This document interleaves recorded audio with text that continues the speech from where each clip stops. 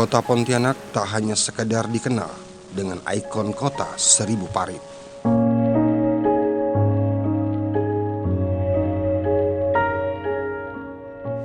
Tapi juga memiliki makna kota dengan seribu mimpi.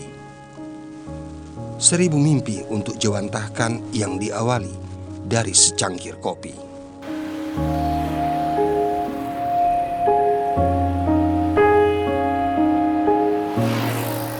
Terdapat kurang lebih 120 warung kopi yang tersebar di Jalan Gajah Mada, simbol nadi perekonomian kota Khatulistiwa.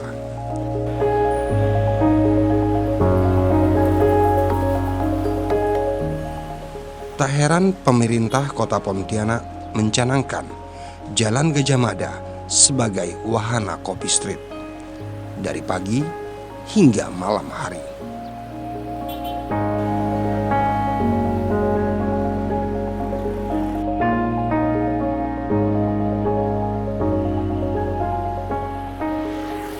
Mengingat kopi sudah mentradisi kehidupan sanumbari warganya, si pencinta kopi.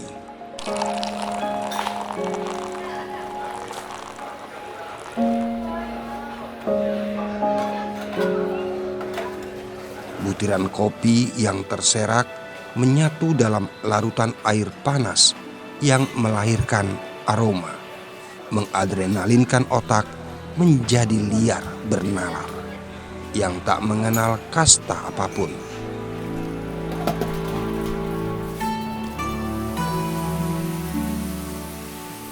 Siapa yang tidak bisa hidup tanpa kopi? Bagi pencinta kopi, kopi tentu tidak cuma sekedar minuman.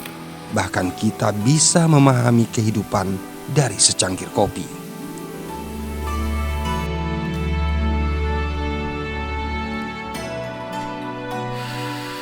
Percaya atau tidak, kita bisa mengenali kepribadian seseorang dari kopi yang dinikmatinya.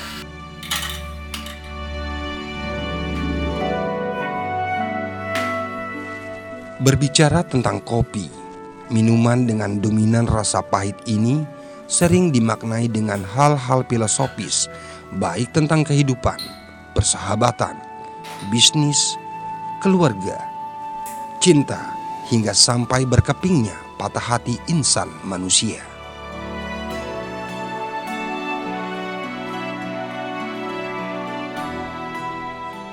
Setiap orang tentunya memiliki berbagai filosofi tersendiri akan kopi yang diminumnya.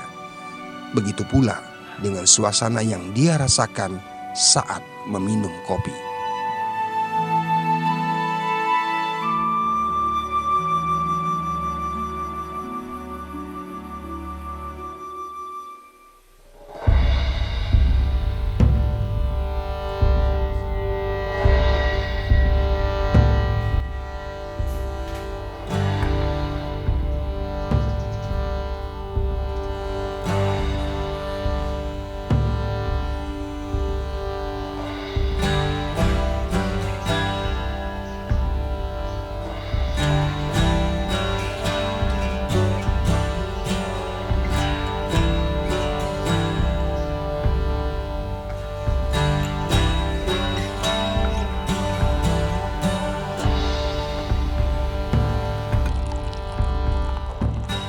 Bagi Heri Eko Ritanto atau biasa disapa Pak Teng, kopi memiliki alur cerita tersendiri. Kopi memberikan inspirasi terhadap cakrawala khayalnya. Baginya ada cara lain dalam menikmati kopi. Tak sekedar seduhan, menandaskan isi gelas, lalu hilang begitu saja. Baginya, semua tentang kopi adalah serakan artistiknya warna kehidupan.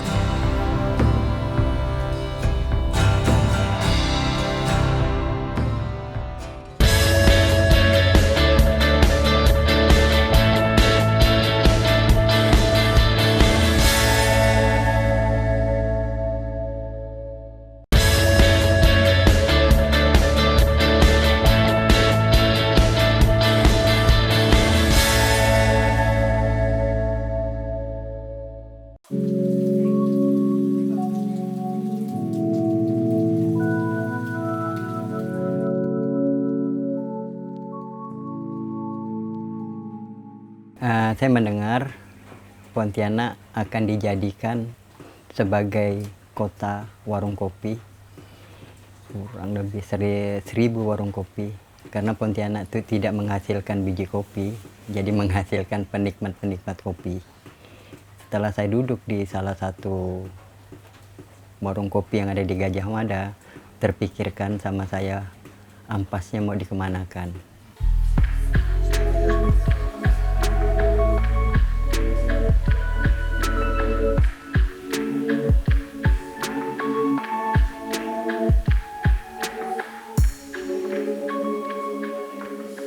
Ampas kopi menjadi inspirasi yang tak terduga. Meski banyak pelaku seni lukis kopi, namun cara Pak Teng cukup berbeda dibandingkan seniman kreatif lainnya yang menggunakan media utama kopi.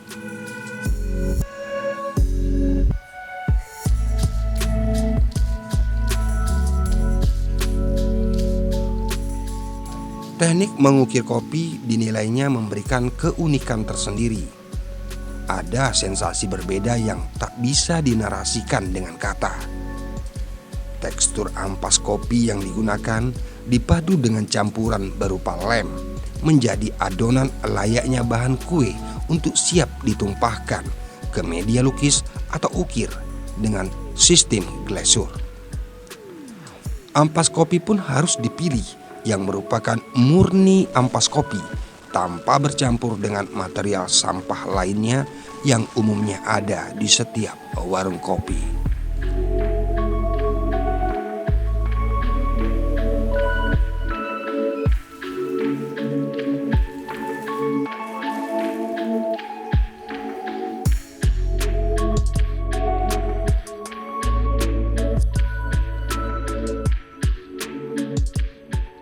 Seni ukir kopi berbeda dengan seni lukis kopi.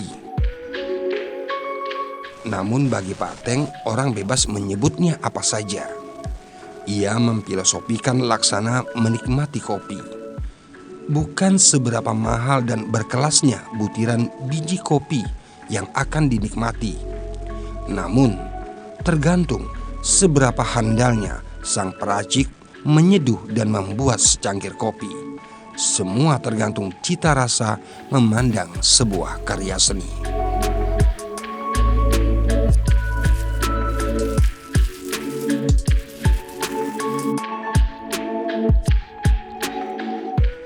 Dalam menghasilkan karyanya, Pak Teng menggunakan sistem atau metode mold.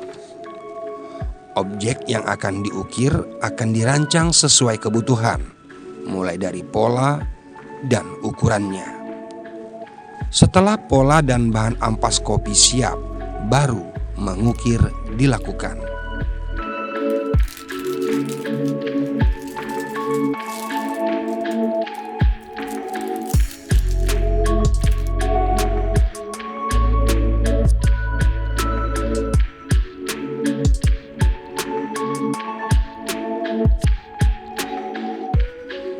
Dalam pelaksanaan mengukir ampas kopi ini rata-rata membutuhkan waktu 2-3 hari.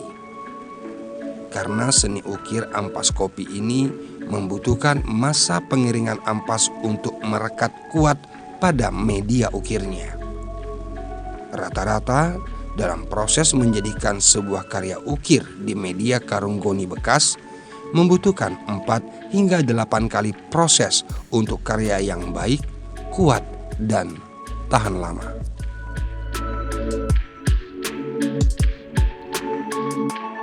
Dan saya juga melihat kembali bahwa mereka seniman kopi, seniman ampas kopi, mereka melukis pakai kuas.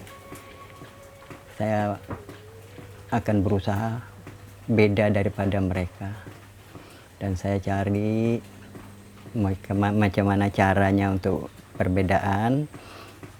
Keluarlah yang paling sederhana dengan media kanvas karung goni, dengan alatnya juga plastik segitiga yang ibu-ibu biasa untuk menghias kue, mengglasur kue.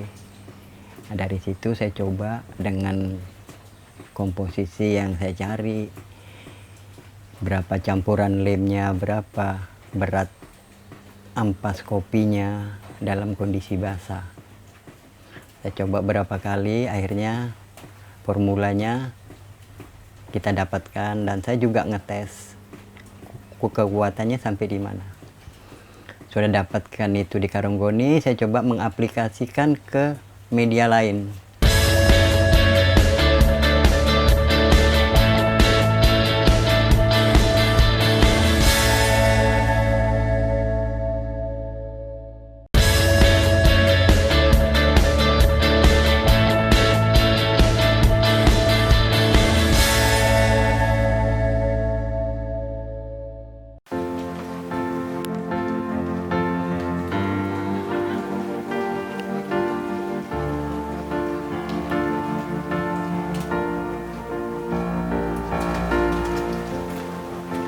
Tak pernah menegaskan dirinya sebagai seniman lukis.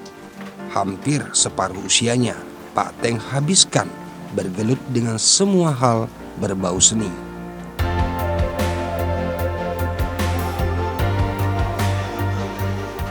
Pria lulusan teknik sipil ini lebih banyak memanfaatkan limbah alam untuk menciptakan karya berestetika seni. Maka dari galeri yang dibangunnya ini, Pak Teng lebih dikenal sebagai master limbah akibat kepiawaiannya menginovasi banyak karya.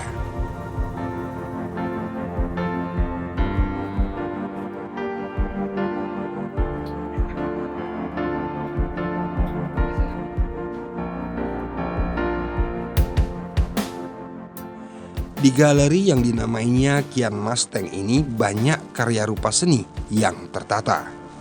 Mulai dari karya hasil ukir ampas kopi, akar dan rumput ilalang, akar dan batangan pohon, limbah plastik, hingga lukisan batik.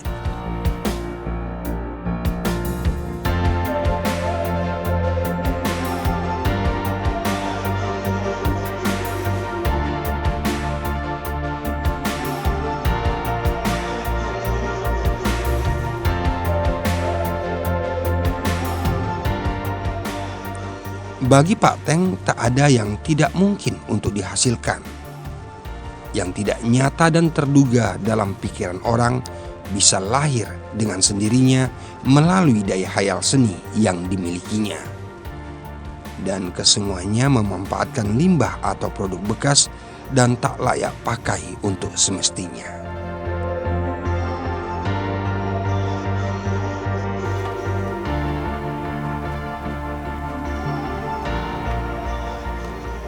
Karena manfaatkan limbah, karena isu global masalah limbah, salah satunya ampas kopi.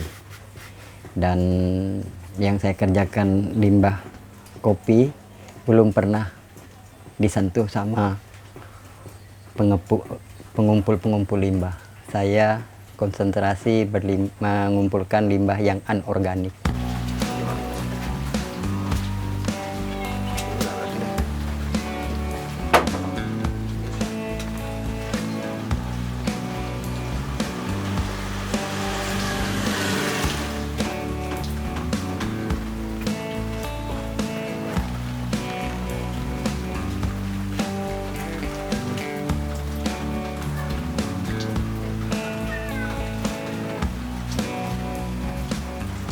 Jiwa seni yang mengalir di darahnya telah membuatnya sempat resah karena banyaknya generasi muda saat ini yang kurang tertarik memanfaatkan potensi yang ada di sekitarnya, termasuk limbah. Karena itu, Kian Galeri Mas Teng atau Galeri Mas Teng dibentuknya sebagai wadah kreativitas anak bangsa. Sesuai dengan nama dari galeri itu sendiri, Kian bermakna kerja iseng anak negeri, sedangkan Mas Teng dimaknai sosok aktif kuda liar yang menggambarkan semangat generasi muda yang memiliki potensi besar jika diarahkan dengan kemampuan yang positif.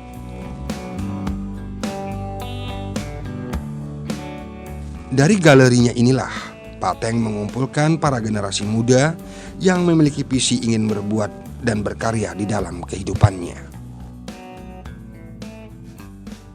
Kalau saya di seni kopi itu, saya mencari formulanya, saya mencari jalan caranya macam mana.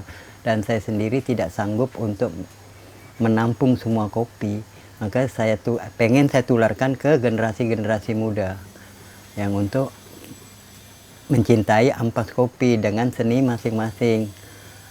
Dan untuk seni ampas kopi yang saya geluti, saya sudah melihat dan mendengar, mencari tahu juga di daerah lain. Belum ada di daerah lain, cuman ada di daerah kita Pontianak. Dan itu pun kalau sekian banyak kita kumpulkan, mungkin 100 orang untuk satu hari mengolah ampas kopi untuk jadikan seni, masih banyak tersisa.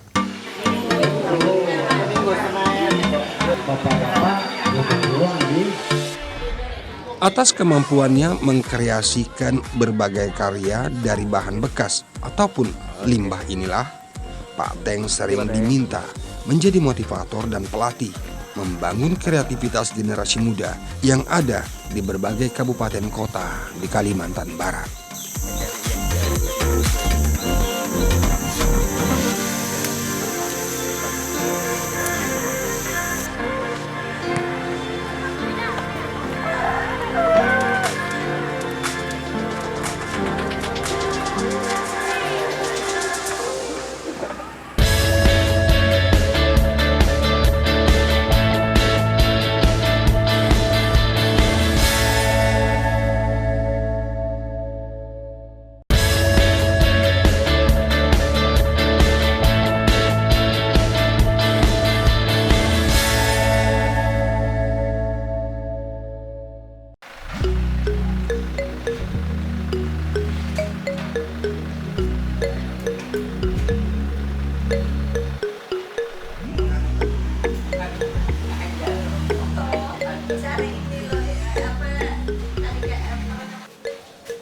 Kreasi dan kreativitas lain yang dilakukan Pak Teng adalah menjadikan kopi sebagai produk minuman segar yang diolah secara fermentasi. Ide membuat minuman segar dengan menjadikan kopi yang difermentasikan merupakan hal baru di kota Pontianak. Proses fermentasi kopi yang dilakukan umumnya sama dengan fermentasi buahan lainnya. Hanya ada beberapa ramuan khusus yang dilakukan. Di antaranya, menyatukan beberapa rempah yang banyak tumbuh di alam tropis negara kita.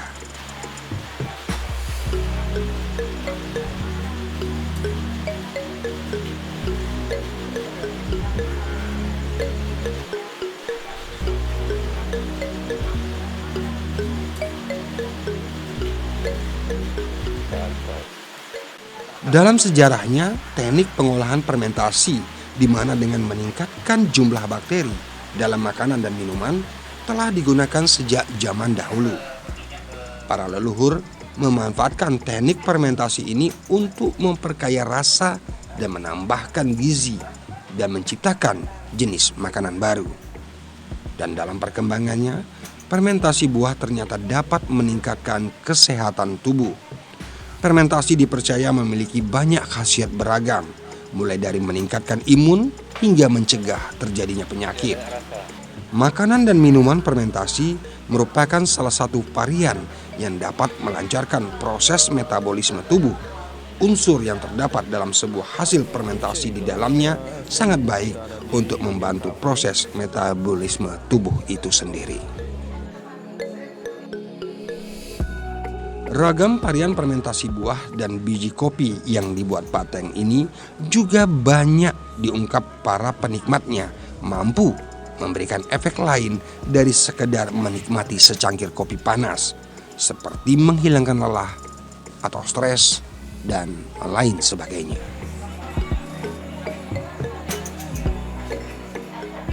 Kopi ini bukan hanya dinikmati untuk minum kopi, dan saya gali manfaatnya dari kopi itu dan saya combine dengan rempah-rempah yang ada di Indonesia. Nah, jadi dengan produksi fermentasi kopi kaya sekali ya manfaat yang untuk di tubuh kita. Kemarin waktu coba kopi fermentasi, ya jelas ada beda ya, ada bedanya. Saya rasakan sendiri ada beberapa penyakit ya seperti mah yang saya rasakan selama ini setelah minum kopi fermentasi ini sangat beda. Ada perubahan-perubahan yang luar biasa tuh diri saya lah. Di samping itu juga tidak mengantuk, stamina. Kebetulan aktivitas saya banyak di luar, di jalan. Dampak dari kopi fermentasi ini yang saya rasakan sungguh berbeda sama sekali. Ya, terasa enak, enak. Seperti kalau di Jepang seperti apa ya, mirip ada seperti ini. Seperti apa namanya, jamu ya, itu untuk kesehatan ya, orang tua-tuanya ya biasa minum seperti mirip itu, sama rasanya ya lebih manis sih.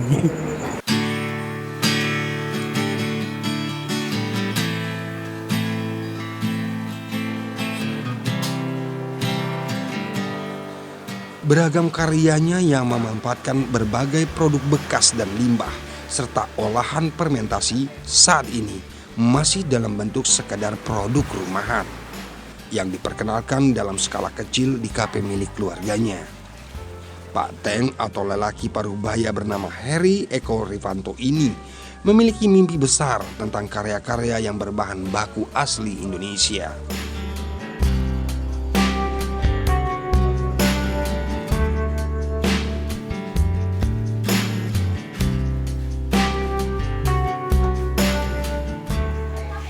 Potensi alam yang terkembang membentang seluas Nusantara masih menantikan tangan kreatif dan pemikir berinovasi besar anak bangsa.